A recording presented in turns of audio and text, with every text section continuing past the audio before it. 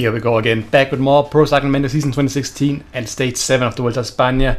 Since last time, we've of course won pretty much 4 or out of the first 6 stages I think we've won. I think we didn't win the team time trial and we didn't win Stage 5, maybe it was the Stage 4 we didn't win. It was one of those flat sprint sort of stages.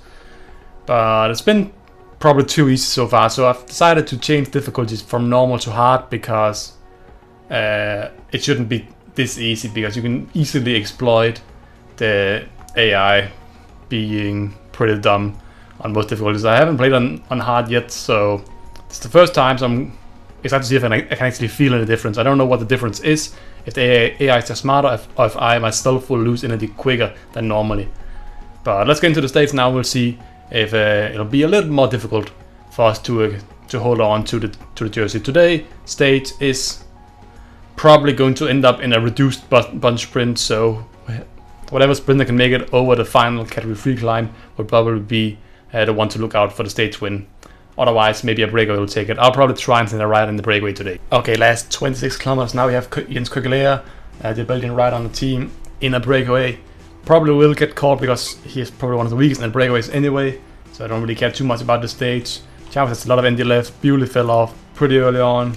He's sitting way back. He's always on the first riders on the team to fall off, and I think once we hit the mountain stages, he will probably get a drop to the time limit at one point, which is a bit sad for our team's chances.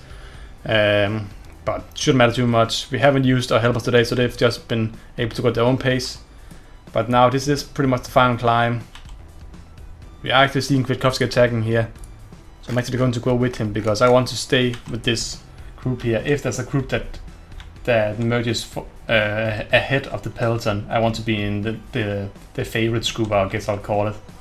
But yeah, now the breakaway's been caught, and I guess we'll just continue on with Chavez here and just stop with Yates.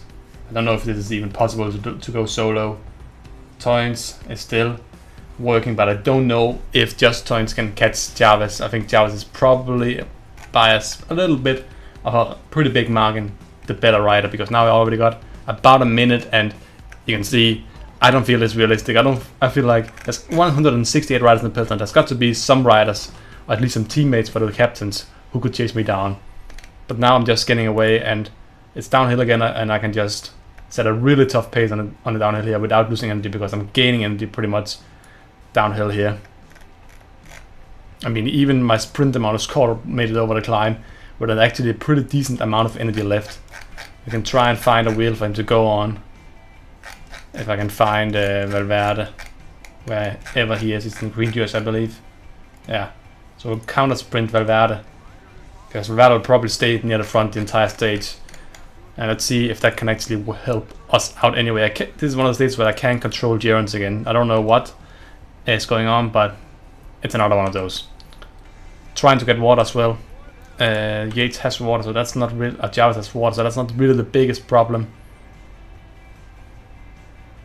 Still 12 kilometers to go with 1 minute. I think it will be very close, and probably a bit of a waste of energy, especially since I already have the yellow jersey, but the red jersey. But I'm trying to win every single stage possible in this series, and probably been a bit too easy so far. But I think this one would be pretty impressive if I can win it going solo on flat road the last 12-15 kilometers. It actually has been so far.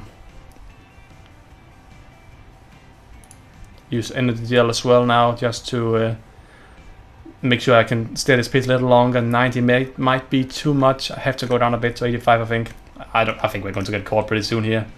God, Nilsson is actually sitting in a pretty decent position right now,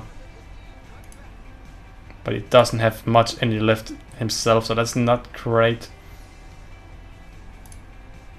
Yeah, okay, Chavez being caught now at about 1 kilometer mark. He'll probably get caught. And speaking of caught, let's start the sprint here now. See how much we can actually go. The yellow bar is emptied out so quickly. Wow, he's actually getting caught pretty. I know this is not the finish line. You can see, actually it is the finish line. Rojas actually won. I was thinking they were going to go with. I almost got bonus things. Thankfully, Golas from Sky took it from Quintana and Valverde, so none of my favorites got any bonus seconds, and I actually still managed to end up 7th.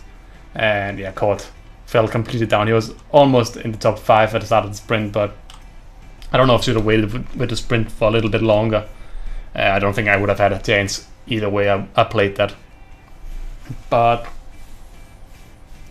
I'm reasonably happy about this stage. Nothing really happened. It was a transition stage mostly. Okay, so it ended up being Joaquin Rojas who ended up winning the stage ahead of Simon Clark and Miguel Golas from Team Sky. Movistar Freeriders just started top 3, pretty disappointing for them. Of course, they won the stage, so can't really be that disappointing. Actually, I don't know what I'm talking about. It's really crazy for them. First, they would probably have liked in bonus seconds for Valverde or Quintana just to gain some time on their competitors. 7 for Chavez after a long solo effort for the last 25 kilometers, probably it was. Froome also in the top 10, and I think Contador was in the top 20, yeah, right there. Cord only finished 29 in the sprint, pretty disappointing. Simon Jones, who I think it's every second stage or something like that, I can't control him, finished way down on the list. He finished like 100 and something. There he is, 104th place, and normally when I put him on auto, he will just sprint himself, but he didn't even try to sprint this time, so I think he could have gotten in the top 10 if he just decided to actually go for the stage. But that's it for now. Tomorrow we'll do stage 8. Actually, I'll do it right after this video here because I'm doing all the stages for the weekend. So the ambulance outside, and it's a pretty flat stage, going uphill all the way, and then it ends in a very steep finish. Probably could be considered the first mountain stage, even though it says hill here. But that's it for now. Hope you guys enjoyed, and I'll see you guys next time. Goodbye.